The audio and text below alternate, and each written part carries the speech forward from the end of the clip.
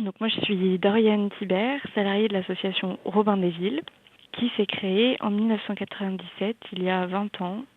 par des architectes de Lyon, de Vaux-en-Velin précisément, qui s'interrogeaient sur leur rôle d'architecte en se disant on nous apprend à être des spécialistes, des experts des villes de demain, mais on nous apprend pas tellement à comprendre mieux comment les gens qui vivent au quotidien dans ces villes se sentent, à quoi ils aspirent, quels sont leurs quotidiens et comment eux pensent l'améliorer ou voilà, quelles solutions ils imaginent. Et eux se disaient,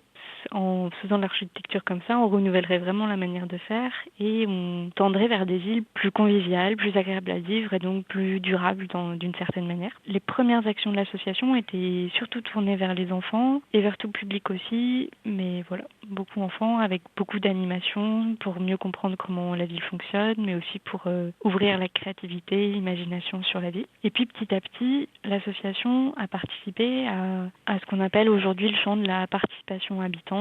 dans les projets urbains, qui s'est beaucoup développé et qui était l'association a été un des premiers acteurs de ce champ-là. L'association aujourd'hui, elle est sur 3 lieux, toujours à Lyon et l'agglomération lyonnaise, mais aussi sur Paris et la région Île-de-France, et sur Marseille et la région PACA. Donc selon les territoires, selon les équipes, les actions peuvent varier. Mais pour en décrire quelques-unes, ça peut être aménager temporairement des espaces urbains, des friches, donc les transformer en jardins, en espaces conviviaux. Ça peut être aussi continuer d'intervenir dans ce champ de la participation et donc d'accompagner les habitants à s'impliquer dans les projets urbains qui modifient considérablement leur espace de vie. Et ça veut dire aussi accompagner les élus et les techniciens dans ces projets pour permettre la participation habitante et donc à changer leurs pratiques, les pratiques, ce qui est très compliqué parce que